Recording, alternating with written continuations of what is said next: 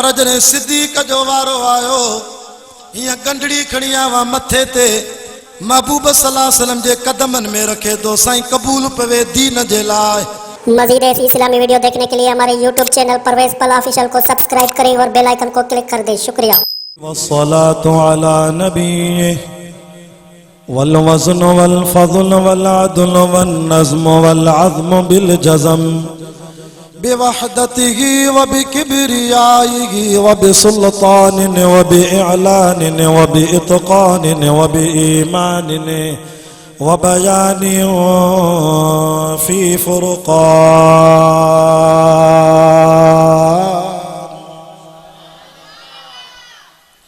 वहदहु ला शरीक लहु वहदहु बिवहदतिन मुवहिदन बिवहदा वहीदन व अहदन बिला मुददिन व जुददिन व नुसबिन व वस्फिन फिल कमाल ला शरीक लहु वला नज़ीर लहु वला मिसल लहु वला मिसाल लहु वला कुफ़्व लहु वला नज़ीर लहु वला मुशीर लहु वला शरीक लहु वला जलद बलद वलद जसद रुसव जुज़व उज़्म नुज़वला वला जज़्ब वस्फ़ाई बका बबैत खस्मला व नशहदु अल्ला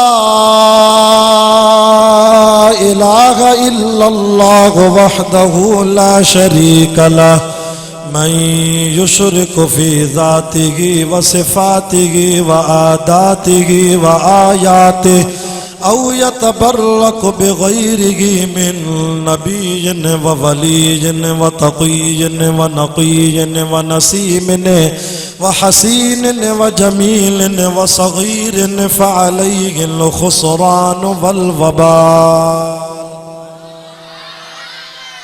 सुम्मा नशहदु अन्न सय्यदना व सनदना व मासूमना व मंज़ूमना व मक़सूदना अजदरल ख़ल्क़ जदीरना अअज़मल ख़ल्क़ व अनवरल ख़ल्क़ व अकमलल ख़ल्क़ व अशरफल ख़ल्क़ व अजमलल ख़ल्क़ व अहसनल ख़ल्क़ मिनल हुस्न वल इदारति वल हिदायति वल हिकायति वल इनाया अअलाना व अजलाना व अत्क़ाना व अजहदना व अरफ़अना अहमद अनवर अजदर औसक़ अनवर अजमल अकमल लह।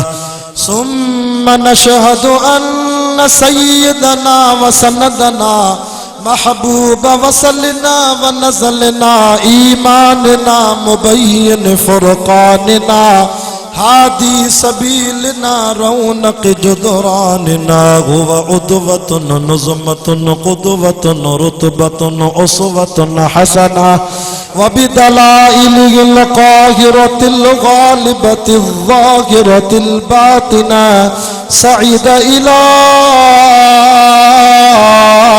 सिदरतिल मुंतहा फी लैलतिल मिअराज कशफत दुजा सुम्मा दना सुम्मा दना सुम्मा दना फतदल्ला फकान क़ाब क़ौसैन औ अदना फ़अौहा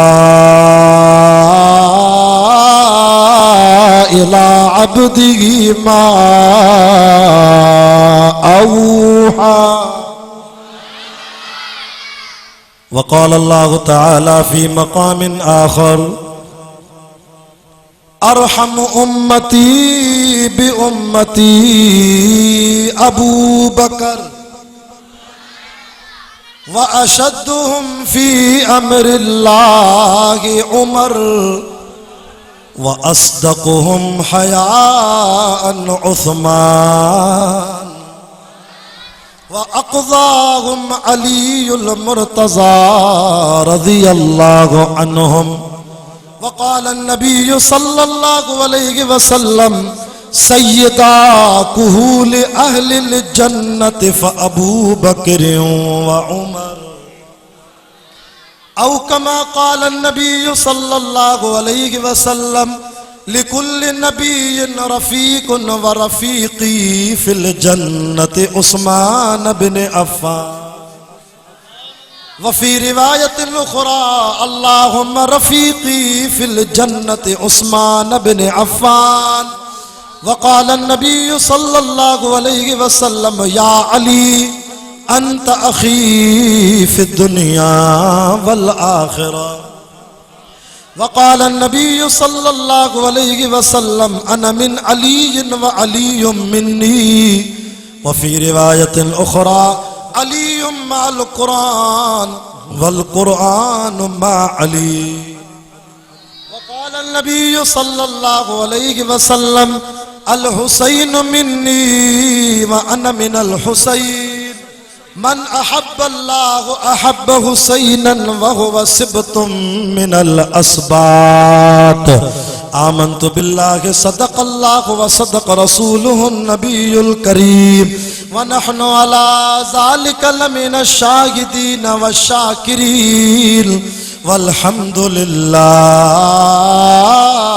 रब्बिल आलमीन इन्नल्लाह व मलाइकतहु युसल्लूना अलन नबी या अय्युहल्लज़ीना आमनू सल्लू अलैहि व सल्लिमू तस्लीमा। सबई साहबा अहल बैत जा गुलाम ॾाढा हुसैन सोने जे नाने जे मथों सलाह शरीफ पढ़ो।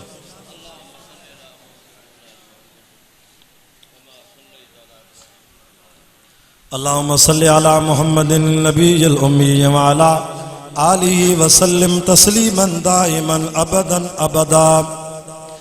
अफजल है कुल जहान से घराना हुसैन का। इमाम हुसैन दा आशिक ॾाढा सुभान अल्लाह। अफजल है कुल जहान से घराना हुसैन का नबियों का ताजदार है नाना हुसैन। एक पल की थी हुकूमत करबला में यजीद की। एक पल की थी हुकूमत करबला में यजीद की। सदियां हुसैन की है जमाना हुसैन का। एक पल की थी हुकूमत करबला में यजीद की। सदियां हुसैन की है जमाना हुसैन का। ए करबला की खाक इस एहसान को न भूल। ए करबला की खाक इस एहसान को न भूल। तड़पी गए तुझ पे लाशे जिगर गोशा बतूल। इस्लाम के लहू से तेरी प्यास बुझ गई। सैराब कर गया तुझे खूने रगे रसूल। जो जवान बेटे की मैयत पर न रोया वो हुसैन। बाबा इमाम हुसैन साबिर हुए। जो जवान बेटे की मैयत पर न रोया वो हुसैन। जिसने सब कुछ खो के फिर भी कुछ न खोया वो हुसैन। जो दहकती आग के शोलों पे सोया वो हुसैन। जो दहकती आग के शोलों पे सोया वो हुसैन। जिसने अपने खून से दुनिया को धोया वो हुसैन। निदा आती गए अब भी करबला के जर्रा जर्रा से। निदा आती गए अब भी करबला के जर्रा जर्रा से। हुसैन इब्ने अली जैसे नमाजी की जरूरत। अल्हम्दुलिल्लाह अज 10 सितंबर सन 2020 बमुताबिक 21 मुहर्रमुल हराम सन 1442 हिजरी खमीस जे दिहाड़े गोठ विसरे वाण जी जामिया मस्जिद में मोहतरम जनाब हाजी रुस्तम अली साहब ऐं उन जे प्यारनि फर्ज़ंदनि जी दावत ते ऐं असांजे वालिद साहब जी प्यारी मोज़िज़ शख्सियत हज़रत मौलाना हुसैन काज़ी फज़लुल्लाह साहब ऐं जुमला जमात जी सिक भरी दावत ते अल्लाह तबारक व तआला ज़िले सांगड़ को लंबो चौड़ो सफ़र कराए मूंखे रब साईं तव्हांजे हिन प्रोग्राम में लॉकडाउन खां पोइ वरी हिकु दफ़ो ॿीहर सालाना शोधा इस्लाम कॉन्फ्रेंस में तव्हांजी रब ज़ियारत भी नसीब कराई आहे ऐं क़ुरान ॿुधाइण जी वरी सआदत भी नसीब कराई आहे। हीअ मजलिस भी भलारी आहे, हीअ महफ़िल भी शान वारी आहे। जंहिं जगह ते क़ुरान जो जलसो तो हले इहा जगह भी भलारी आहे। महफ़िल ऐं मजलिस इन करे भलारी आहे छो त क़ुरान वारी मजलिस आहे। जेको हिन मजलिस में वेहंदो आहे त रब उन जा गुनाह भी शाणे छॾींदो आहे, अर्शन ते दर्जा भी बुलंद कंदो आहे। ऐं हाजी साहब जलसो रखियो आहे अल्लाह जे घर में मस्जिद में, ऐं मस्जिद में अल्लाह साईं उन खे घुराईंदो आहे जेके रब अर्शन ते क़बूल कंदो आहे। महीनो भी बरकत वारो, इस्लामी साल में भी 12 महीना, जियां अंग्रेजी साल में 12 महीना, जनवरी, फरवरी, मार्च, अप्रैल, मई, जून, जुलाई, अगस्त, सितंबर, अक्टूबर, नवंबर ऐं दिसंबर। ऐं इस्लामी साल जा महीना मुहर्रमुल हराम, सफरुल मुज़फ्फर, रबीउल अव्वल, रबीउल सानी, जमादुल अव्वल, जमादुल सानी, रजबुल मुरज्जब, शाबानुल मुअज्जम, रमजानुल मुबारक, शवालुल मुकर्रम, ज़ुल्क़ाद ऐं ज़ुलहज। अल्लाह साईं हर महीने के पंहिंजी इज्जत ॾिनी आहे, पंहिंजो शरफ ॾिनो आहे, पंहिंजो मक़ाम ॾिनो आहे। रबीउल अव्वल जो महीनो थो चवे मांखे अल्लाह इज्जत ॾिनी आहे हिकिड़ी रात जे करे, जेका या त 8 जी रात आहे या 9 जी रात आहे या 12 रबीउल अव्वल जी रात आहे, जंहिं रात मदीने वारे साईं वज़्ज़ुहा जे चेहरे वारे मिठे मोहम्मद पाक जी विलादत थी आहे। रजब जो महीनो थो चवे मांखे भी अल्लाह इज्जत ॾिनी आहे हिकिड़ी रात जे करे, जेका मेराज जी रात आहे, वसल वसाल जी रात आहे, कुर्बन जी रात आहे, अल्लाह जे दीदार जी रात आहे। महबूब जुतीअ सां फर्शन को अर्शन ते वियो आहे, अल्लाह सां मुलाकात भी कयईं, दीदार भी कयईं। इन 27 रजब जी हिकिड़ी रात जे करे अल्लाह सॼे रजब खे इज्जत ॾिनी। अख मारे कर शाबान जो महीनो थो चवे मांखे भी अल्लाह इज्जत ॾिनी आहे हिकिड़ी रात जे करे।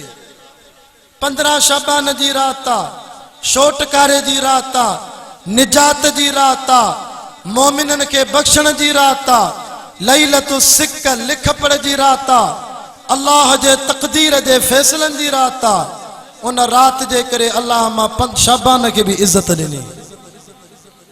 रमज़ान जो महीनो थो चवे मांखे वरी रब इज्जत ॾिनी आहे हिन क़ुरान जे करे, छो त क़ुरान रमज़ान में आहे, रमज़ान क़ुरान में आहे। शहरु रमज़ान अल्लज़ी उन्ज़िल फ़ीहिल क़ुरान, रमज़ान जे महीने में मस्जिद जे मेहराब में क़ुरान जा हाफ़िज़ तरावीह जी नमाज़ में क़ुरान जो आवाज़ ज़ोर सां गूंजाईंदा आहिनि। शवाल जो महीनो थो चवे मांखे अल्लाह इज्जत ॾिनी आहे शहन रोज़न जे करे, छो त मदीने वारे साईं सल्लल्लाहु अलैहि वसल्लम फरमायो जंहिं मुंहिंजे उम्मती रमज़ान जा सभु रोज़ा रखियईं वरी शवाल जा 6 रोज़ा रखियईं, मुंहिंजी उम्मत ते अल्लाह जो ख़ुसूसी पैकेज आहे, रखंदा 36 रोज़ा पर सवाब 12 महीननि जो लिखाईंदो। ज़ुलहज जो महीनो थो चवे मांखे अल्लाह इज्जत ॾिनी आहे बैतुल्लाह जे हज जे करे। लब्बैक अल्लाहुम्मा लब्बैक ला शरीक लक लब्बैक इन्नल हम्द वन निअमत लक वल मुल्क ला शरीक लक लब्बैक। हाणे हले तो मुहर्रम जो महीनो, मुहर्रम जो महीनो तो थे मांखे भी अल्लाह इज्जत ॾिनी आहे हिकिड़े ॾींहुं ॾेई मुहर्रम जे करे। मुहर्रम जे लफ्ज़ जी माना ही आहे इज़त वारो महीनो। असां जमियत उलमा इस्लाम अहले सुन्नत वल जमात वारा असां सहाबा जा भी गुलाम हूं त असां अहल बैतन जा भी गुलाम हूं। चओ बेशक असां जी हिक अख शान सहाबा है, बी अख शान अहल बैत आ।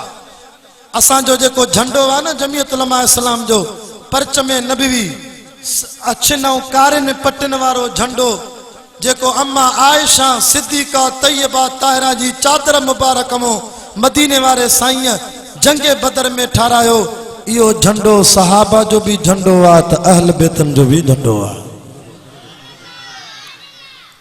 अल्लाह अकबर कबीरा मुसलमानों कुरान जा आशिको दीन जा परवानो। असां उन इमाम हसन हुसैन जा नौकरूं जेके नाने मोहम्मद करीम सल्लल्लाहु अलैहि वसल्लम मदीने वारे साईं मदीने जी घिटन में पांजे कुलन ते खणी घुमायो।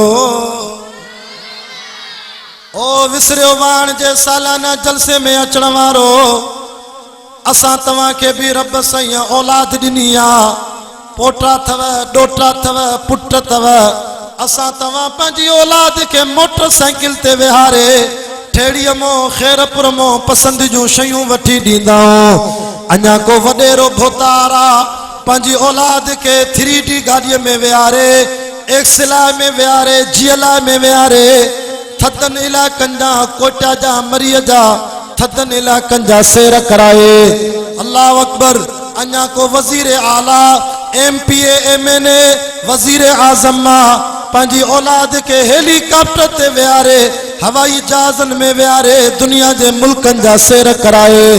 पर काबे जे रब जो कसम सैयद हबीबुल्लाह शाह जो अकीदो आ, अल्लाह साईं जेका सवारी सोने हसन हुसैन के जाराई कयामत के माओ जे लाल के एड़ी सवारी न मिलंदी। मिलंदी एड़ी सवारी। सोनो हसन सजे कुल्ले ते इमाम हुसैन खबे कुल्ले ते महबूब साईं जे कुलन वारी सवारी। तॾहिं त सैयदना फारूक आज़म ॾिसी करे चवे तो वाह जी सवारी आ। मदीने जे मीर फरमायो सोना उमर रुगो सवारी छो तो ॾिसे, सवार भी त ॾिस न केॾा ऊंचा। जीअं के माउ जे लाल के हेड़ी सवारी न मिलंदी, तीअं के माउ जे लाल के क़यामत ताईं हेड़ा सवार भी कोन मिलंदा। पर थोड़ो तवज्जो कजा, हिकिड़ो इल्मी नुक़्तो तो ॿुधायां, जे ॻाल्हि सम्झ में अची वई त ईमान ताज़ो थी वेंदई, इंशाअल्लाह कुफ्र अंदर में न ईंदई। मां उन हसन हुसैन जो नौकर आं जेके नाने मोहम्मद करीम पंहिंजे कुलनि ते खणी घुमायो। पर ठेड़ीअ जे इलाइक़े वारो, ज़िले खैरपुर वारो, विसरियो वाण वारो, असां उन अबू बकर सिद्दीक़ जा भी नौकरूं जे हिजरत वारी रात मुझे महबूब मुस्तफ़ा करीम सल्लल्लाहु अलैहि वसल्लम सा सफ़र में हो, मक्के को मदीने वञन पया। अॻियों जबल आ, पोयों अबू जहल जो लश्कर आ। मुझो साईं तो चवे सिद्दीक़ सवारी कोने कीअं कयूं। सिद्दीक़ वेही रहियो, सोना घबराए छो तो सवारी हाज़ुर आ। सवारी हाज़ुर आ। मुझे साईं फरमा सिद्दीक़ सवारी सही सवारी हाज़ुर आ। सिद्दीक़ वेही रहियो, जिया गाढ़ो रुमाल बुखारी सैयद जे कुलन ते पियो आ, इं अबू बकर सिद्दीक़ मुझे साईं के फरमायो साईं ता मुझे कुलन ते वेहो त मां ताके जबल जो रस्तो पार कराया। मां 2015 में उम्रे ते वियोसि पंहिंजी जीजल अमड़ सां गॾु। अल्लाह जाने साईं कादी साहब मथे जबल हो, मुझे हथ में पानी जी बोतल हुई। अमड़ के चे मम्मा बी त मां ॾिसां चढ़ी सघां थो। थोरो ई अॻिते वियमि, मां थकिजी पियमि, मोटी आयमि। मां चयो अम्मा असांखे ताक़त कोन्हे। हिन जबल ते सिद्दीक़ महबूब के कुलन ते विहारे कीअं खणी वियो। सिद्दीक़ जी सदाकत अॼु सम्झ में अचे थी। पर दुख जी ॻाल्हि आहे, अहिड़े अबू बकर सिद्दीक़ के भी ज़ाकिर मुहर्रम में लाउडन ते गारियूं था ॾियनि, घटि वधि था ॻाल्हाइनि। हिकिड़े ते तकीर कई ज़ालिम चई अबू बकर मुसलमान ई न आहे। मां चयो जेकॾहिं अबू बकर मुसलमान न आहे त पोइ असां कहिड़ा मुसलमान आहियूं। अड़े ज़ालिम, इस्लाम जो रवाज ई सिद्दीक़ अकबर विधो आहे। जवानीअ में नबी साईं ते सब खां पहिरों जवानीअ में नबी साईं ते कलमो कंहिं पढ़ियो? जॾहिं हुज़ूर सल्लल्लाहु अलैहि वसल्लम कलमे जो ऐलान कयो, मुंहिंजे महबूब जी उमिरि हुई 40 साल, सिद्दीक़ जी उमिरि हुई 38 साल। 38 सालनि जी जवानीअ में सब खां पहिरों इस्लाम जो कलमो पढ़ियो आहे त सिद्दीक़ अकबर पढ़ियो आहे। क़यामत ताईं जेके बि कलमो पढ़ंदा सभिनी जे कलमे जो सवाब अबू बकर साईं जे खाते में हलंदो। चए तो अबू बकर मुसलमान न आहे, अरे इस्लाम जो रवाज ई अबू बकर विधो आहे।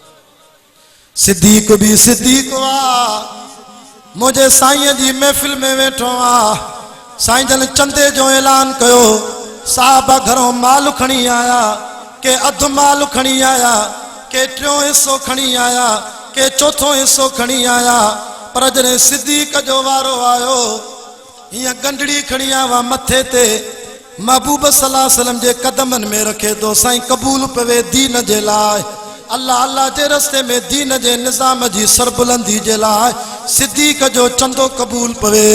मुझे साईं फरमायो, सिद्दीक़ छा खणी आयो आ? जे साईं सॼे घर के बुहारी ॾेई आवा।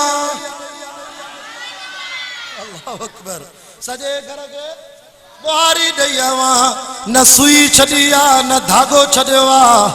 सिद्दीक़ पो घर वारनि जे लाइ छा छॾे आए? जैसे अल्लाह व रसूलहू, अल्लाह अल्लाह जे रसूल जो नालो ॾेई आवा, बस काफ़ी आ। 4 दुकान हुया सिद्दीक़ के कपड़न जा, सब मिठे मोहम्मद जे दीन ता घोरे छॾे। उहो ॾींहुं बि आयो, अबू बकर नबी साईं जी महफिल में वेठो आ। गुरबत जो आलम मां बटणनि जा भी पैसा कोननि जो, मदीने जी बाज़ार मां बटण वठी पंहिंजे कमीस जे पाराण खे ईअं बंदि करे साईं जी महफिल में वेठो आ। अदबन अबू बकर सिद्दीक़ पंहिंजी कमीस के बटणनि जी जाइ ते कंडा हणी करे मुझे साईं जी मजलिस में वेठो आ। अल्लाह जो रसूल सिद्दीक़ जो दीदार थो करे। अॼु सिद्दीक़ के कपड़न के कंडा लगलन। थोड़ी देर गुज़री, सीरत जा किताब ता लिखन, जिब्रील अलैहिस्सलाम 7 आसमान खो आयो, अल्लाह जो कुरान खणी आयो, मुझे महबूब सिद्दीक़ जो दीदार कयो, वरी जिब्रील जो दीदार कये। सुभान अल्लाह सुभान अल्लाह। छा ॾिसे त अब जेके कपड़ा सिद्दीक़ अकबर के पातलन, ओढ़ाई कपड़ा नूरी मखलूक जे सरदार जिब्रील के पातलन। जिब्रील भी पंहिंजे कपड़न के सिद्दीक़ वांगुर बटणन जी जाते कंडा हणी आयो। साईं जन हैरान थी विया, पाण फरमायो, जिब्रील जी मुंहिंजा साईं, अॼु तुंहिंजा कपड़ा सिद्दीक़ जे कपड़न जहिड़ा, कलर भी को रंग भी को, वरी बटणन जी जाते कंडा। सैयदना जिब्रील अलैहिस्सलाम तो फरमा, साईं रुगो मुंहिंजा कपड़ा न, मां जॾहिं भी मके मदीने में कुरान खणी ईंदो आहियां, 70,000 मलाइक मां जिब्रील जे अॻियों हूंदा आहिनि, 70,000 मलाइक मां जिब्रील जे पोयों हूंदा आहिनि, 70,000 मलाइक मां जॾहिं भी कुरान खणी ईंदो आहियां, मां जिब्रील जे सॼे पासे खां हूंदा आहिनि, 70,000 मलाइक खॿे पासे खां हूंदा आहिनि, 4 7 28, 2,80,000 मलाइक मां जिब्रील सां गॾु कुरान जा पहरेदार थी करे लहंदा आहिनि। सोना रुगो मुंहिंजो दीदार न कर, हिननि मलाइकनि जो दीदार कर, त इन्हनि जा कपड़ा भी अॼु रब साईं सिद्दीक़ जे कपड़नि जहिड़ा कया। नारे तकबीर, शान मुस्तफा, अज़मत सिद्दीक़ अकबर।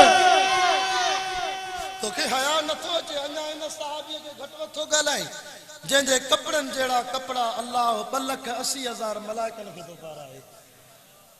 तव्हांजो जलसे ते आया हो, हेड़ी गर्मीअ में वेठा हो, तव्हां कंहिंखे राज़ी करण आया हो?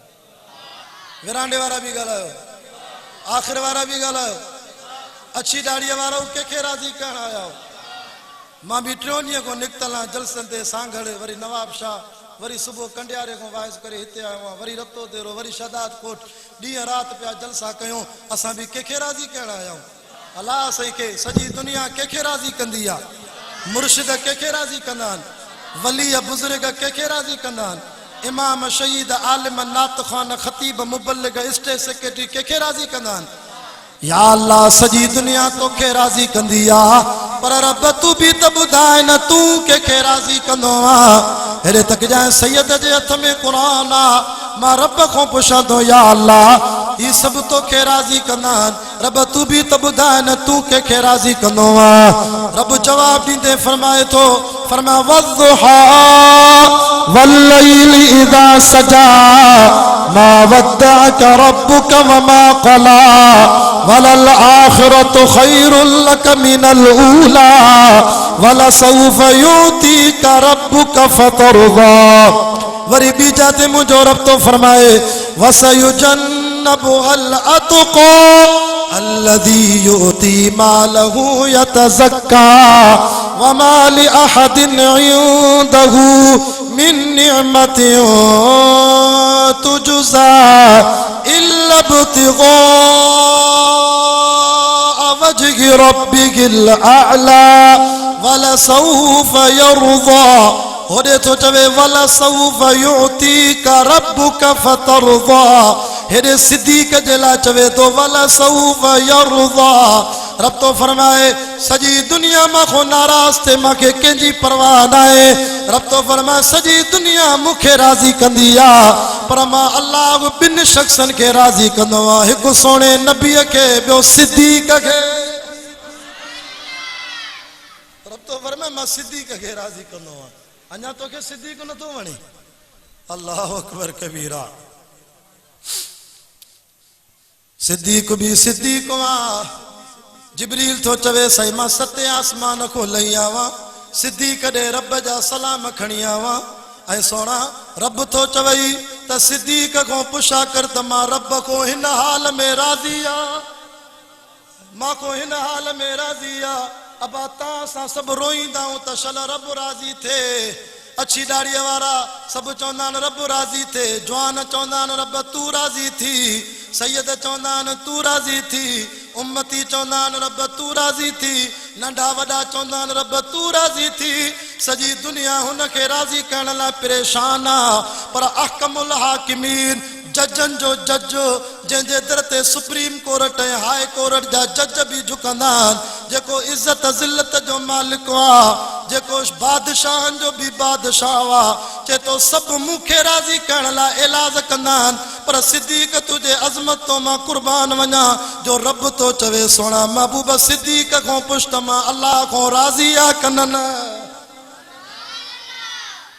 वरी बे नंबर ते मुझे महबूब जो यार थी सोनो फारूक आजम थोरो तवज्जो कर त हर यार जी थोड़ी झलक बुधाई दो हला उमर भी उमरा मदीने जे मीर मुझे सोने साईं जंहिंजे ला बैतुल्ला जे गिलाफ के पकड़े रोई दुआ घुरी हिकड़ी दुआ खलील घुरी वी दुआ मुझे हबीब घुरी खलील जी दुआ भी कुरान में लिखला रब तो फरमाए व इज़ यरफउ इब्राहीमुल क़वाइद मिनल बैत व इस्माईल रब्बना तक़ब्बल मिन्ना इन्नका अंतस समीउल अलीम रब्बना वजअलना मुस्लिमैन लक व मिन ज़ुर्रियतिना उम्मतन मुस्लिमतन लक व अरिना मनासिकना व तुब अलैना इन्नका अंतत तव्वाबुर रहीम जेके कुरान वणे बैत मथे करे जो सुभान अल्लाह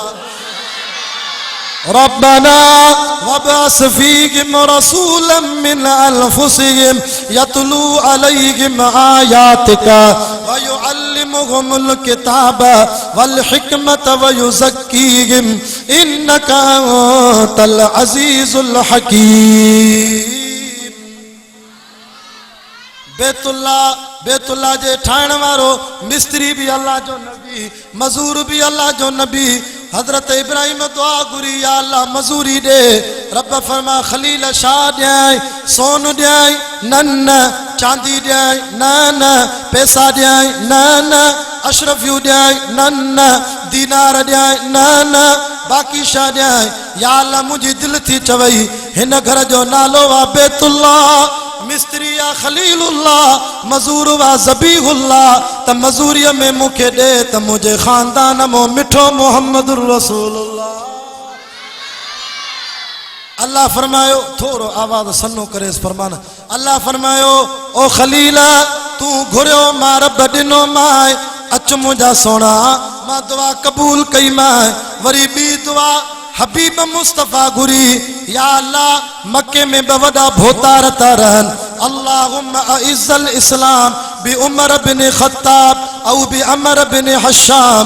या अल्लाह मक्के में बवड़ा भोतार ब चौधरी ब खान ब सरदार या अल्लाह बिनी मो हिकड़ो त मांखे दे या उमर बिन खत्ताब दे या हशाम जो पुट अमर दे यानी अबू जहल दे। या अल्लाह हरू भरू नथो चवा त उमर दे ये भी नथो चवा त मुखे अबू जहल दे ना ना। या अल्लाह इल्म गैब जो तोखे आ घुरण मां मोहम्मद जो कम्मा चूंड करण तू अर्श वारे रब जो कम्मा।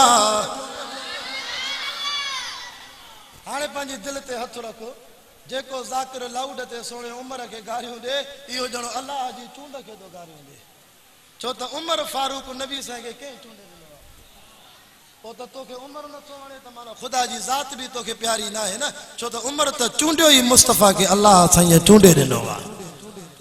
दुआ हबीब भी गुरी खलील भी गुरी खलील जी दुआ जो असर हज़ारनि सालनि खां पोइ ज़ाहिर थियो। हबीब जी दुआ मुझे मुस्तफ़ा सुबुह जो दुआ घुरी अल्लाह उमर शाम जो मुरीद करे ॾिनो। हाँ मां चवंदो आहियां ओ सॼी दुनिया जे मस्जिदुनि जे पेशमामनि जे मथां बि हज़रत उमर जो थोरो आहे। छो त उमर उहो सहाबी आहे जंहिं पंहिंजे दौरे हुकूमत में 22 लख मुरबा मील जो हाकिम हो वज़ीर आज़म हो जंहिं तक़रीबन पंहिंजे दौरे हुकूमत में सभिनी मस्जिदुनि जे पेशमामनि जी बि सरकारी पघार मुक़ररु कई पंहिंजे सरकारी खज़ाने मां बैतुल माल मो। उमर कहिड़ा ओ हिन दुनिया में हिन दौर में जेकॾहिं वॾनि वॾनि शहरनि में मौज़िननि खे बि पघार मिले थी जेके 5 वक़्त आज़ान था ॾियनि उन आज़ान ॾियण वारे ते बि हज़रत उमर जो थोरो आहे। छो त उमर उहो जवान आहे जे मस्जिद जे मौज़िन जी बि पघार मुक़ररु कई। अॼोकी हुकूमत ॾे थी ये तो चवंदा जेके बीठा आहिनि मौली साहब उन्हनि खे बि लाहियो हितां। अल्लाह उमर उमर आहे जे ऐलान कयो जेको मस्जिद शरीफ़ में बुहारी ॾींदो मां उनखे बि पघार ॾींदुमि सरकारी। तव्हां सखर वेंदा हो न सखर में जामिया मस्जिद अथव बंदर रोड ते मौलाना कारी खलील साहब वारी रहमतुल्लाह अलैह उहा मस्जिद तां दीदार कयो हूंदो जामिया मस्जिद बंदर रोड वारी केॾी वॾी आहे। किताब लिखंदा हज़रत उमर पंहिंजे दौरे खिलाफत में 950 अहिड़ियूं जामिया मस्जिदूं ठारायूं। और अॼोका वज़ीर आज़म चए थो जेका मस्जिद ठहियल आहे इहे बि ठाहियो त मां वाणियुनि जा मंदर ठाराया इस्लामाबाद में वाणियुनि जा मंदर था ठाराइनि मुस्लमाननि जा हाकिम बादशाह। उमर उमर आहे हज़रत उमर चयो अचो मां नौकरी थो ॾियां मां वज़ीर आज़म मां नौकरी थो ॾियां। हिन दौर में नौकरी मिले थी 2 कमनि सां या त सिफारिश हुजे वडेरे जो माण्हू आहे खान जो माण्हू आहे चौधरीअ जो माण्हू आहे भली पढ़णु टको बि न अचे घर वेठो हुजो नौकर पाण ई तोखे ऑर्डर ॾेई वेंदा। हाँ साईं या त वरी नौकरीअ जे लाइ 10 लख खणी आ 20 लख खणी आ तूं टेस्ट बि न ॾे इम्तिहान बि न ॾे घर वे तोखे ऑर्डर मिली वेंदो या सिफारिश हुजे या रिश्वत हुजे। पर उमर उहो जवान आहे जे पंहिंजे दौरे खिलाफ़त में ऐलान कयो अचो नौकरी थो ॾियांव पर 2 शर्त अथव। हिकु चेहरे में सोने हुसैन जे नाले मिठे पाक मोहम्मदुर रसूला जी सुन्नत दाढ़ी मुबारक सीने ताईं रखी अचो ऐं ॿियो चेहरे में सुन्नत ऐं सीने में अल्लाह जो क़ुरान यादि करे अचो मां उमर को मुफ़्त में नौकरीअ जो ऑर्डर वठो। हज़ारे साहबा फौज में भर्ती थिया हज़रत उमर जे दौर में साहबा जी औलाद फौज में भर्ती थी सब क़ुरान जा कारी भी आ हाफ़िज़ भी आ। अल्लाह अकबर तवज्जो मारे कर हज़रत उमर खां पोइ वरी 3 नंबर ते मुझे महबूब जो यार हज़रत उस्मान जल्दी ॻाल्हाए आज़ान में 15 मिनट पिया मैं ख़त्म कंदुमि ॻाल्हि। हज़रत उस्मान भी उस्मान उस्मान जेको सखी भी आ त हयादार आ। उस्मान जी सखावत जी गेड़ी ॻाल्हि कजे मदीने जे मीर आमिना जे लाल मुस्तफ़ा करीम सल्लल्लाहु अलैहि वसल्लम जॾहिं चंदे जो ऐलान कयो हर साहबी चंदो पो लिखाए हज़रत उस्मान उथी बीठो सही मुझो चंदो लिखो 100 उठ इनाज जा भरल मां अल्लाह जी राह में ॾिना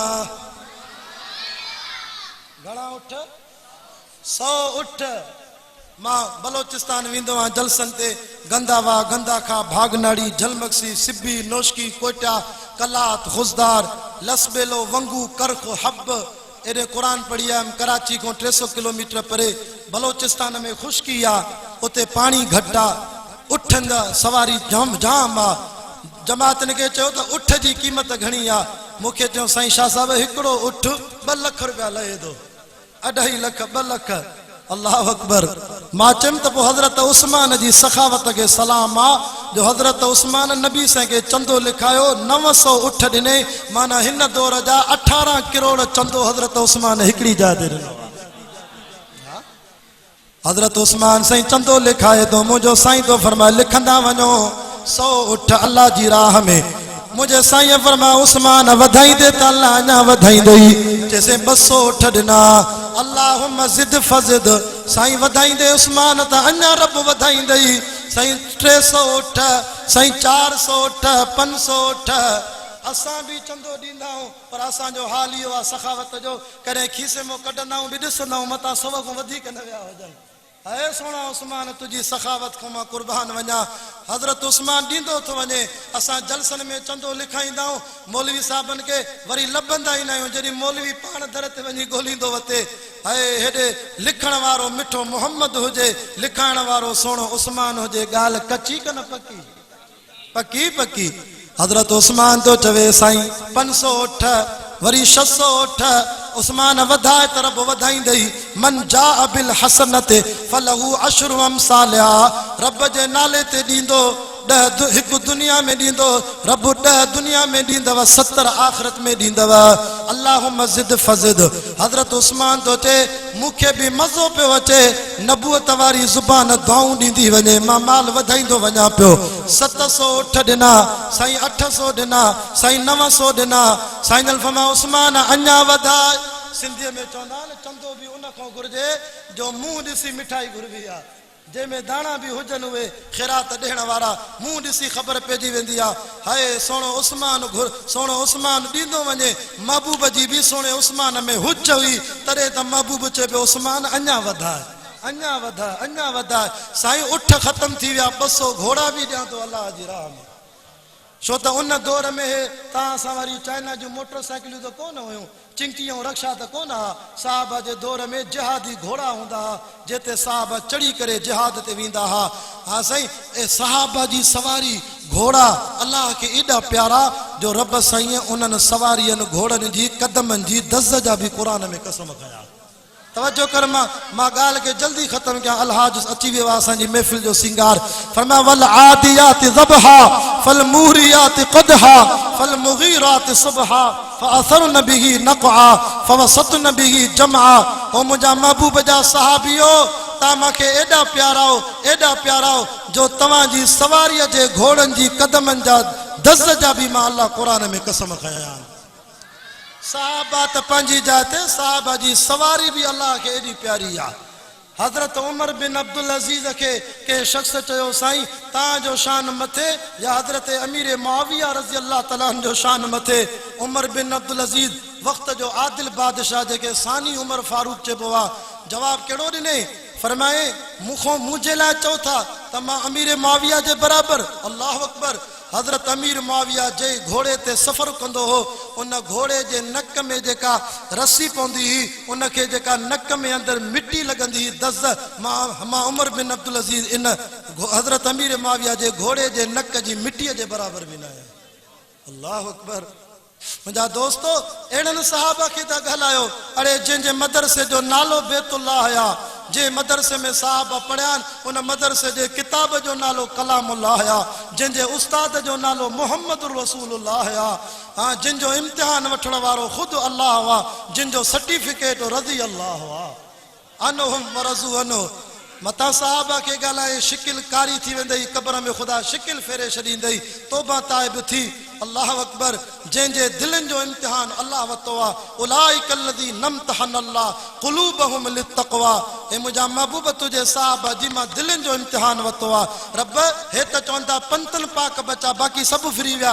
फरमा ना ना अरे जिन शागिर्दनि जो उस्ताद मिठो मोहम्मद हुजे उहे शागिर्द कीअं फेल थींदा जंहिं पोख जो हारी मिठो मोहम्मद हुजे उहा पोख कीअं ख़राब थींदी जंहिं बाग जो माली मिठो मोहम्मद हुजे उन बाग जो मेवो कीअं ख़राब थींदो हथ मथे करे चओ असां साहब जी इज़त ऐं अज़मत तो पंहिंजी जान जो नज़रानो पेश कंदासीं नारे तकबीर शान मुस्तफा शान सहाबा असांजे कायदे जमियत मौला फजल रहमान ऐलान कयो पेशावर में ख़त्म नबूवत जे जलसे में असांजी जान में जेसी ताईं रत जो आख़िरी क़तरो आहे असां ख़त्म नबूवत जी भी हिफ़ाज़त कंदासीं नामूस सहाबा व अहल बैत जी भी हिफ़ाज़त कंदासीं मदरसनि मस्जिदुनि जी भी हिफ़ाज़त कंदासीं इंशाअल्लाह जंहिं सहाबा जे ख़िलाफ़ का ज़ुबान गंदी कढी उन जी ज़ुबान खे काकड़े खां ॿाहिरि कढंदासीं